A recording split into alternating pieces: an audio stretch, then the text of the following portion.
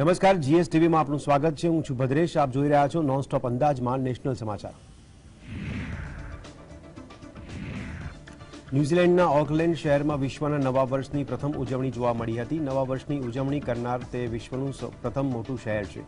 ઓકલેન્ડના સૌથી પ્રખ્યાત sky ટાવરને sparkling લાઇટ્સથી સુશોભિત કરવામાં આવ્યું હતું। ઓકલેન્ડ નવા વર્ષની પૂર્વ સંધ્યાએ ઉજવણી દરમિયાન સ્કાય ટાવર પરથી ફટાકડા પણ ફૂટતા દેખાયા હતા। ત્યારે વિશ્વના સૌથી પૂર્વ ભાગમાં હોવાને કારણે નવા વર્ષની ઉજવણી પ્રથમ ઓકલેન્ડમાં કરવામાં આવી છે। અહીં ભારતથી લગભગ 37 કલાક વહેલા એટલે કે 7.5 કલાક વહેલા નવા વર્ષની ઉજવણી કરવામાં આવતી હોય છે। ઓકલેન્ડમાં આવેલ સ્કાય ટાવર શહેરની સૌથી પ્રતિષ્ઠિત ઇમારતોમાંની એક છે। અહીં નવા વર્ષે 2023ની ઉજવણી દરમિયાન શાનદાર આતિશબાજી કરવામાં આવી હતી। આતિશબાજીના કારણે આખું આકાશ ઝળહળી ઉઠ્યું હતું, જેને દૂરથી નિહાળી શકાય તેવું હતું। નવા વર્ષની ઉજવણી નિહાળવા માટે સ્કાય ટાવરની આસપાસ હજારો લોકો હાજર રહ્યા હતા। તો નવા વર્ષ 2023 માટે ટાવરને વાદળી અને જાંબલી લાઇટથી શણગારવામાં આવ્યો હતો।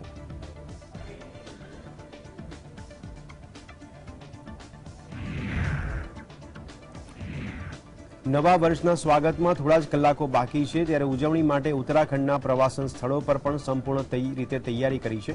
ઉત્તરાખંડના જુદા જુદા પ્રવાસન સ્થળોમાં હજારોની સંખ્યામાં દરરોજ પર્યટકો પહોંચ્યા છે। ત્યારે ઉત્તરાખંડ નવા વર્ષની ઉજવણી માટે તૈયાર છે।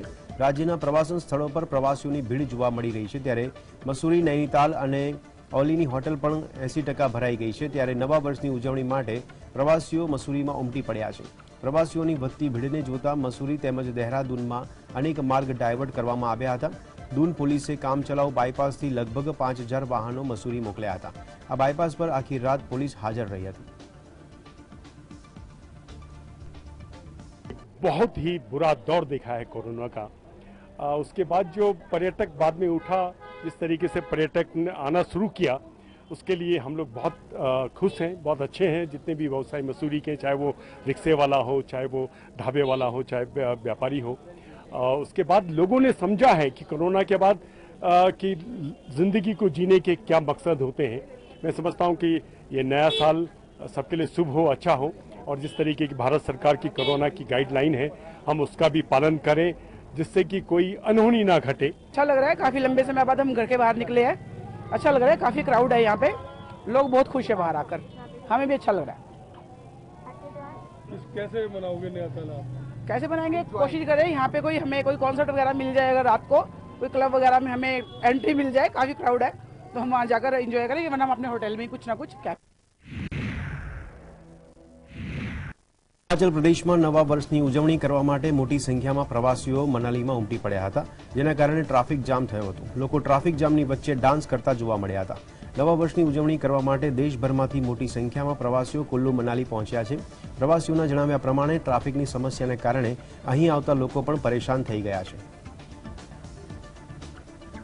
वैसे निकले थे हम तकरीबन 7 बजे से, पर अब 2-3 घंटे हो गए फंसे हुए यहीं पे, और देखते अब कितना टाइम लगता है जाम खुलने में।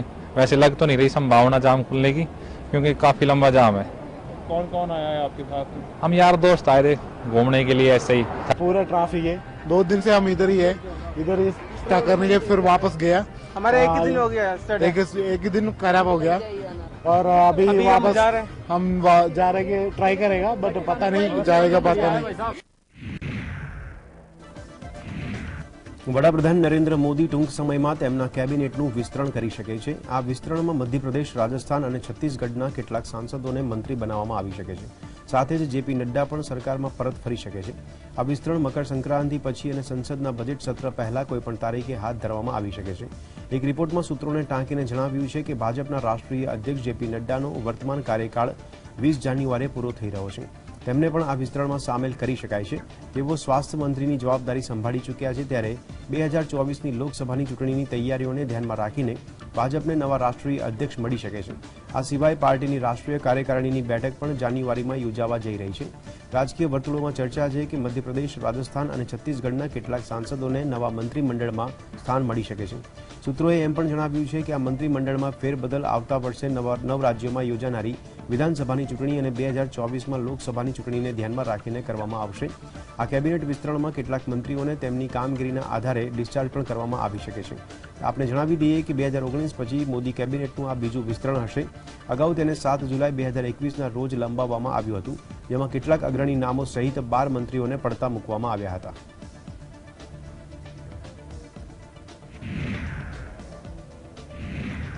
રાજસ્થાનમાં અશોક ગેહલોતની સરકાર જોખમમાં છે અને વિપક્ષ પણ વેતરણમાં છે, જેની પાછળનું કારણ 90 દિવસ પહેલા ગેહલોત જૂથના ધારાસભ્યોના રાજીનામાનો મામલો છે. આવી સ્થિતિમાં કોંગ્રેસ અધ્યક્ષ મલ્લિકાર્જુન ખડગેના કહેવા પર પ્રદેશ પ્રભારી સુખજિંદરસિંહ રંધાવા અને ધારાસભ્યોના સતત સંપર્કમાં છે. ત્યારે કોંગ્રેસ પાર્ટી ઈચ્છે છે કે ગેહલોત જૂથના ધારાસભ્યો 28 જાન્યુઆરીથી શરૂ થતા આગામી વિધાનસભા સત્ર પહેલા તેમના રાજીનામા પાછા ખેંચી લે. જો તેમનું રાજીનામું પાછું ખેંચાય છે તે પહેલા બજેટ સત્ર શરૂ થશે તો ટેકનિકલ સમસ્યા ઊભી થઈ શકે છે અને પાર્ટી મુશ્કેલીમાં મુકાઈ જશે. તો ખડગે જોખમ લેવા માંગતા નથી અને પાર્ટીના સૂત્રોનું કહેવું છે કે કોંગ્રેસે તેના ધારાસભ્યોને 23 જાન્યુઆરીએ બજેટ સત્રની શરૂઆત પહેલા સ્પીકરને સુપરત કરેલા રાજીનામાના પત્રો પાછા ખેંચવા કહ્યું છે. 25 સપ્ટેમ્બરે યુડીએચ મંત્રી શાંતિ ધારીવાલના ઘરે મળીને 92 કોંગ્રેસના ધારાસભ્યોએ પત્રો પર હસ્તાક્ષર કર્યા હતા.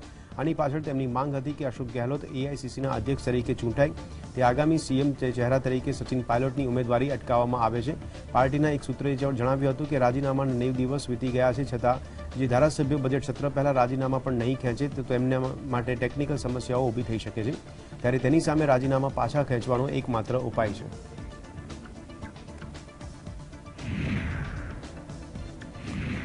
કેન્દ્રીય ગૃહમંત્રી અમિત શાહે જાહેરાત કરી હતી કે કર્ણાટકમાં ભાજપ એકલા હાથે ચૂંટણી લડશે. 2023માં યોજાનારી રાજ્ય વિધાનસભાની ચૂંટણીને લઈને તેમણે લોકોને કર્ણાટકમાં અધૂરી સરકાર ન બનાવવા તેમજ 2/3 બહુમતી સાથે સરકાર બનાવવાની અપીલ કરી છે. ભાજપ પોતાના દમ પર ચૂંટણી લડશે અને કર્ણાટકમાં પોતાના દમ પર સરકાર બનાવશે. ભાજપે ચૂંટણી પહેલા જ કેબિનેટનું વિસ્તરણ કરવાનો નિર્ણય લીધો છે. તો ચૂંટણી પહેલા જ કર્ણાટકમાં ભાજપથી નારાજ થયેલા કે.એસ. ઈશ્વરપ્પા અને રમેશ જોરકીહોલી જેવા અસંતુષ્ટ ધારાસભ્યોને પાછા કેબિનેટમાં સામેલ કરવા માટે મંત્રીમંડળનું વિસ્તરણ કરવાનો નિર્ણય લીધો છે. તેમણે કહ્યું કે જેડીઆર સાથે જોડાયેલા લોકો અફવા ફેલાવી રહ્યા છે કે ભાજપ તેમની સાથે ગઠબંધન કરશે. હું કર્ણાટકને સ્પષ્ટપણે કહેવા માંગુ છું કે ભાજપ એકલા હાથે ચૂંટણી લડશે અને રાજ્યમાં સરકાર પણ બનાવશે. અમિત શાહે કર્ણાટકમાં બહુમતીવાળી સરકાર બનાવવા માટે બૂથ લેવલના કાર્યકર્તાઓ સાથે બેઠક કરી હતી.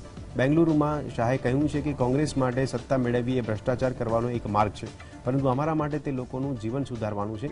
7 રાજ્યોની તાજેતરની ચૂંટણીમાં 5 રાજ્યોમાં ભાજપનો વિજય થયો હતો અને 6 રાજ્યોમાં કોંગ્રેસનો સફાયો થયો હતો.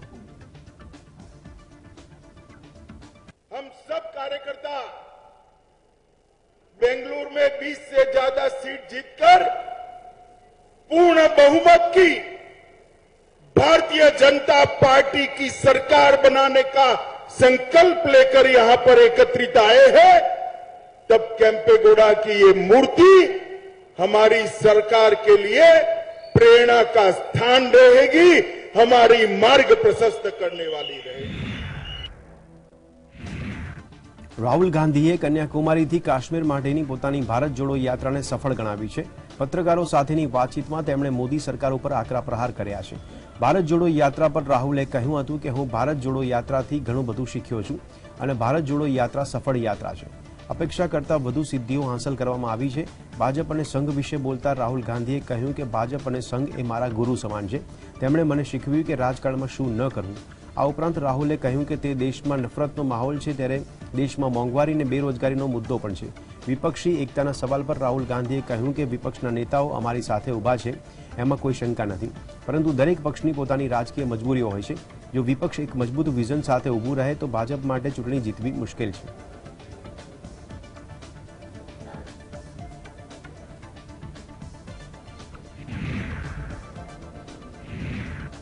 રાહુલ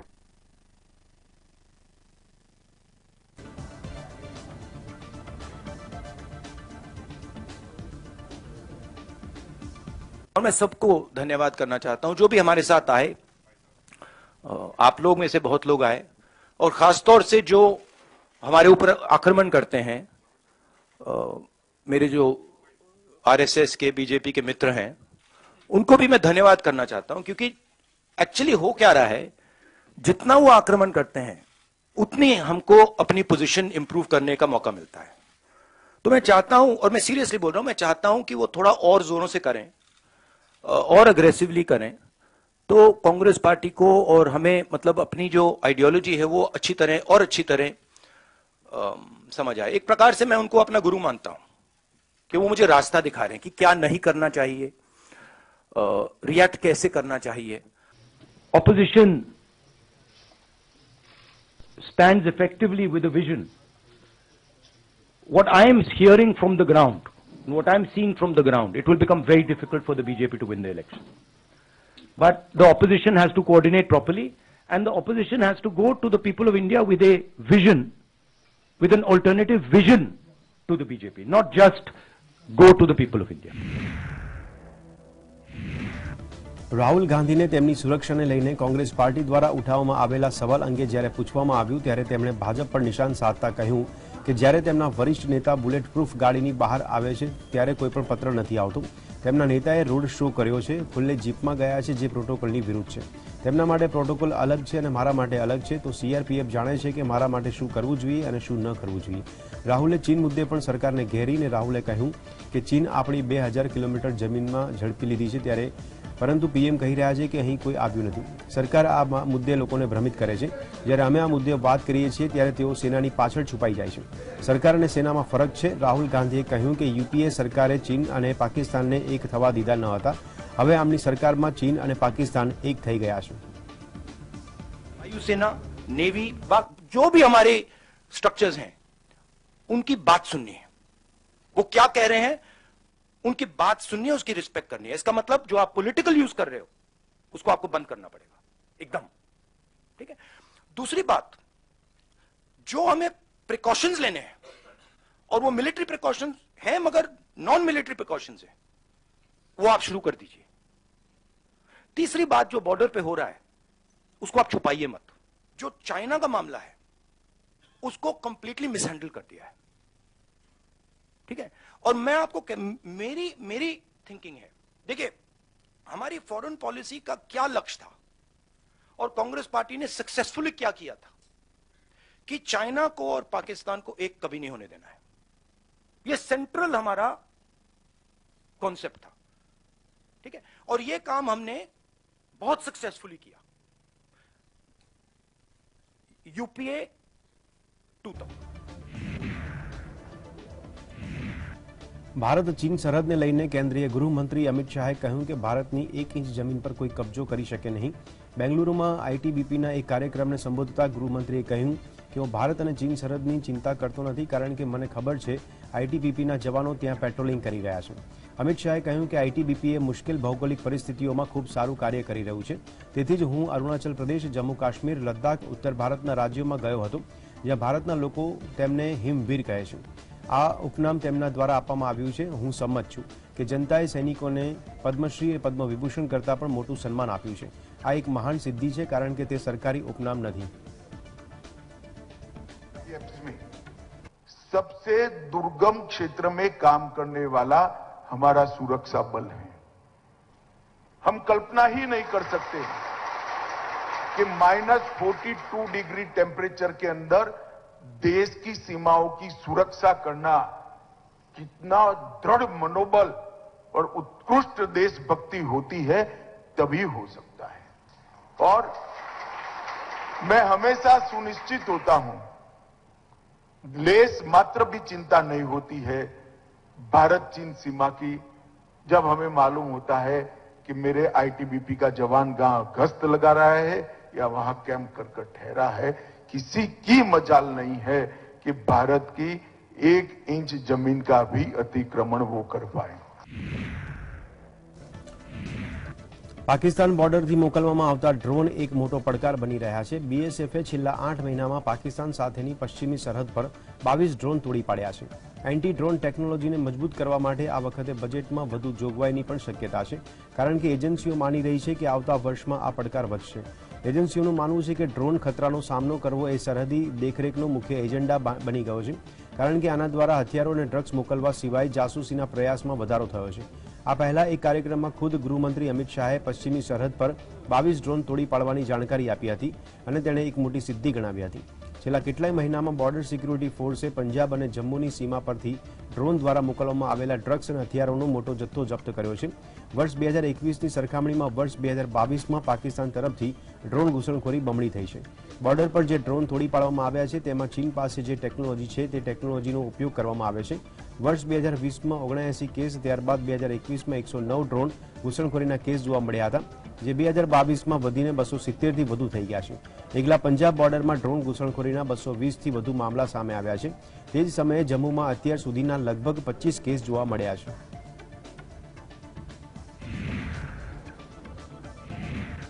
જમ્મુ કાશ્મીરમાં આતંકીઓ વિરુદ્ધ મોટી કાર્યવાહી કરવામાં આવી છે. વહીવટી તંત્રે અનંતનાગના પહેલગામમાં હિઝબુલ મુજાહિદ્દીન આતંકવાદી કમાન્ડર આમિર ખાનના ઘરે બુલડોઝર ચલાવ્યું છે. આ મકાન સરકારી જમીન પર કબજો કરીને બનાવવામાં આવ્યું હતું. અધિકારીઓનું કહેવું છે કે પહેલગામના લેવાર ગામમાં ગુલામ નબી ખાન ઉર્ફે આમિર ખાનના ઘરની દિવાલ તોડી પાડવામાં આવી છે. આમિર આતંકવાદી સંગઠનનો ઓપરેશનલ કમાન્ડર છે, જે 90ના દાયકાથી શરૂઆતમાં પીઓકેને પાર કરી ગયો હતો અને ત્યાંથી ઓપરેટ કરી રહ્યો છે. આ પહેલા પુલવામાના રાજપોરા વિસ્તારમાં અઝાન બાલાના જૈશ એ મોહમ્મદના આતંકવાદી આશિક અહેમદ નેગર ઉર્ફે અમજદનું ઘર પણ તોડી પાડવામાં આવ્યું હતું અને આતંકવાદીએ પણ સરકારી જમીન પર અતિક્રમણ કરીને ઘર બનાવ્યું હતું. की तादाद सिर्फ 24 के करीब रही. टेरर के इकोसिस्टम को जो लोग पनाह देते हैं, मदद करते हैं, उनके खिलाफ सख्त कार्रवाई हुई. ऐसी 50 गाड़ियां जो दहशतगर्दों को इधर से उधर पहुंचाने के लिए, दहशतगर्दी का सामान एक जगह से दूसरी जगह पहुंचाने के लिए इस्तेमाल हुई. पुलिस हेडक्वार्टर के ऑर्डर से ऐसी गाड़ियां 50 जब्त की गई. 28 ऐसे घर और बाकी बिल्डिंग्स जब्त की गई जिनके अंदर अलग अलग तरह की दहशतगर्दी की कार्रवाइयां की गई. कहीं दहशतगर्दों को पनाह दी गई या फिर और किसी भी तरह की मदद उस जगह से दहशतगर्द को पहुंची. સુરક્ષા દળોએ જમ્મુ કાશ્મીરમાં આતંકવાદ વિરુદ્ધ વિશેષ અભિયાન શરૂ કર્યું છે. કાશ્મીરના એડીજીપી દિલબાગ સિંહે કહ્યું છે કે વર્ષ 2022 દરમિયાન એકલા કાશ્મીર ઝોનમાં કુલ 93 સફળ એન્કાઉન્ટર થયા છે. તે આતંકવાદી એન્કાઉન્ટરમાં 172 આતંકવાદીઓ માર્યા ગયા છે, જેમાં 42 વિદેશી આતંકવાદીઓ પણ હતા. કાશ્મીરના એડીજીપીએ જણાવ્યું છે કે લશ્કરે તોયબા અને ડીઆરએફના સૌથી વધુ 108 આતંકવાદીઓ માર્યા ગયા હતા. જે બાદ આતંકી સંગઠન જૈશ એ મોહમ્મદના 35, હિઝબુલના 22, અલ બદરના 4 અને તેમજ અન્ય સંગઠનના 3 આતંકવાદીઓ માર્યા હતા.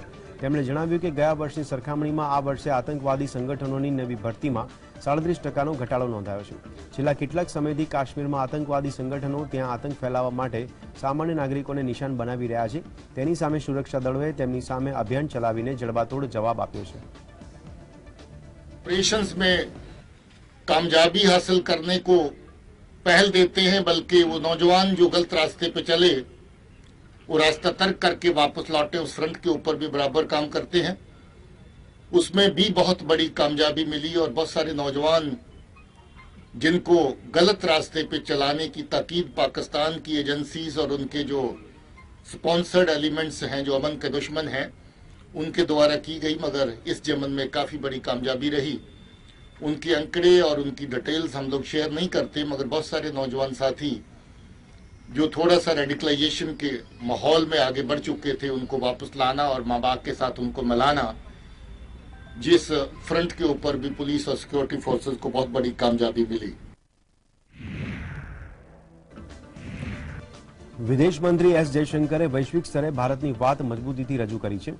સાયપ્રસમાં ભારતીય પ્રવાસી સાથે વાત કરતા જયશંકરે કહ્યું કે ભારત કોઈપણ દેશ સાથેની વાતચીતમાં આતંકવાદનો ઉપયોગ હથિયાર તરીકે થવા દેશે નહીં.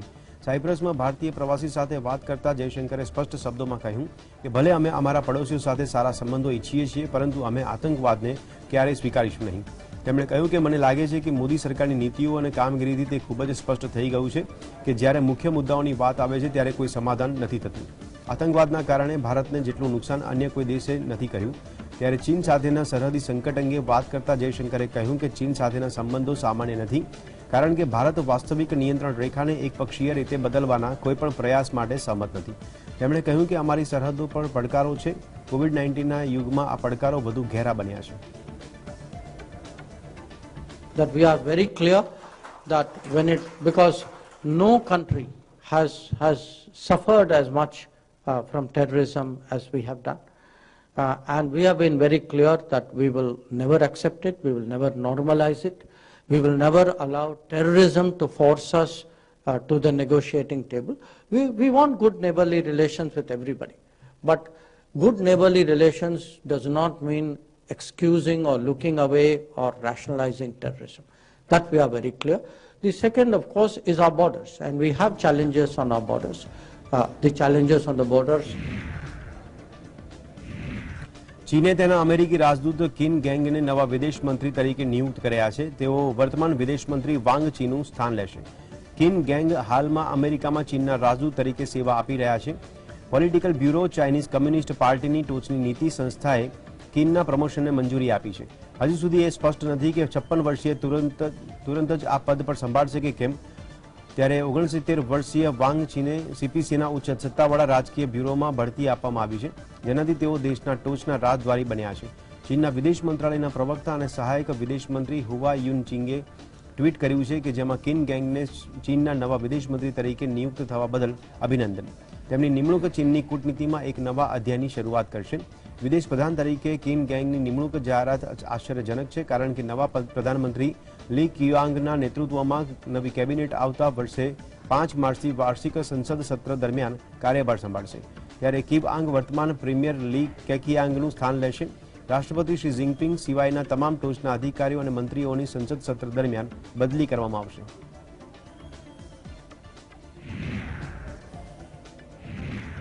ઉત્તર કોરિયાએ પણ વર્ષના અંતિમ દિવસે એટલે કે 31 ડિસેમ્બરે જાપાનના સમુદ્રમાં એક પછી એક 3 બેલેસ્ટિક મિસાઇલ છોડી છે.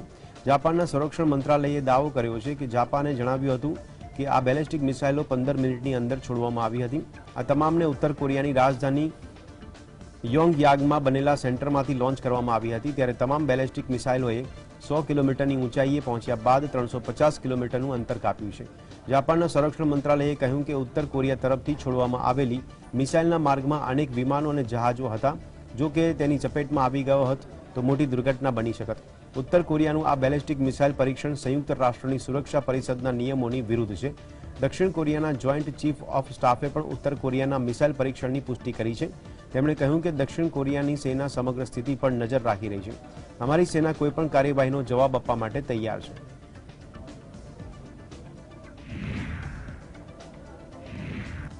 બોલિવૂડ અભિનેત્રી તુનિશા શર્મા આત્મહત્યા કેસમાં શિઝાન ખાન મુંબઈની કોર્ટમાં હાજર થયો હતો, જ્યાં વસઈ કોર્ટે આરોપી શિઝાનને 14 દિવસની જ્યુડિશિયલ કસ્ટડીમાં મોકલી આપ્યો છે. શુક્રવારે પોલીસે વધુ 1 દિવસની કસ્ટડી મેળવી હતી. તેની મુદત શનિવારે પૂરી થઈ ગઈ હતી, જેથી પોલીસે તેને કોર્ટમાં રજૂ કર્યો હતો. પોલીસે સુનાવણી દરમિયાન કહ્યું હતું કે શિઝાન તેના ગૂગલ એકાઉન્ટનો પાસવર્ડ નથી જણાવી રહ્યો. ગૂગલ એકાઉન્ટમાં ફોટા, દસ્તાવેજો, અન્ય મેલ આઈડી જેવી વસ્તુઓ છે કે જે તેમણે તપાસવાની હોય છે. શિઝાન કહે છે કે તેને પાસવર્ડ યાદ નથી. શિઝાનના વકીલે દલીલ કરી હતી કે શિઝાનનો ફોન માત્ર પોલીસ પાસે છે અને તેને કસ્ટડીની જરૂર નથી. શિઝાનના વકીલે એમ પણ કહ્યું કે પાસવર્ડ કોઈપણ નિષ્ણાત દ્વારા હેક કરી શકાય છે. પરંતુ આ દલીલને ફગાવીને કોર્ટે શિઝાનની પોલીસ કસ્ટડીની માંગને ચોથી વખત મંજૂરી આપી હતી.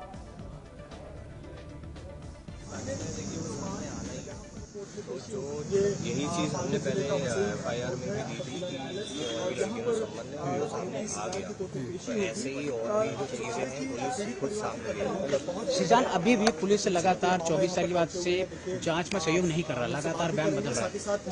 उसको किस तरह से देख रहे हैं, क्योंकि बार बार शिजान अपने आरोप बदल रहा है, बयान बदल रहा है. इस मामले की और गहन जांच कहीं ना कहीं शिजान कुछ छुपा रहा है, आपको लगता नहीं है? વર્લ્ડ હેલ્થ ઓર્ગેનાઇઝેશન ચીનમાં કોરોનાની ગંભીર સ્થિતિને લઈને ચિંતિત છે. ત્યારે WHO દ્વારા કહેવામાં આવ્યું છે કે ચીનની બગડી રહેલી હેલ્થકેર સિસ્ટમને મદદ આપવામાં આવશે. તેની સાથે જ ચીનની સરકારને કોરોના વાયરસને ટ્રેક કરવા અને ઉચ્ચ જોખમ ધરાવતા લોકોને રસી આપવા માટે પ્રોત્સાહિત કરવામાં આવશે. તાજેતરમાં WHOના ડાયરેક્ટર જનરલે ચીની અધિકારીઓની સાથે મુલાકાત કરી અને ફરીથી ચીનમાં કોરોના રોગચાળાની સ્થિતિ પર રિયલ ટાઈમ ડેટાની માંગ કરી હતી. વર્લ્ડ હેલ્થ ઓર્ગેનાઇઝેશનના ડાયરેક્ટર જનરલ સાથેની ઉચ્ચ સ્તરીય બેઠકમાં WHOએ ચીન પાસે જેનેટિક સિક્વન્સિંગ હોસ્પિટલ અને ICU હોસ્પિટલમાં દાખલ થયેલા અને મૃત્યુ થયેલા વ્યક્તિ અને ખાસ કરીને નબળા તથા સંવેદનશીલ લોકો સહિત રોગની અસર અંગે ચર્ચા કરી હતી. આ માહિતી WHO વેબસાઇટ દ્વારા બહાર પાડવામાં આવેલ છે. 60 વર્ષથી વધુની ઉંમરના લોકોના રસીકરણ અંગેનો ડેટા પણ માંગવામાં આવેલો છે. વધુમાં WHOએ ઉચ્ચ જોખમ ધરાવતા લોકોને ગંભીર બીમારી અને મૃત્યુથી બચાવવા માટે રસીકરણ અને બુસ્ટરના મહત્વનો પુનરોચ્ચાર કર્યો હતો.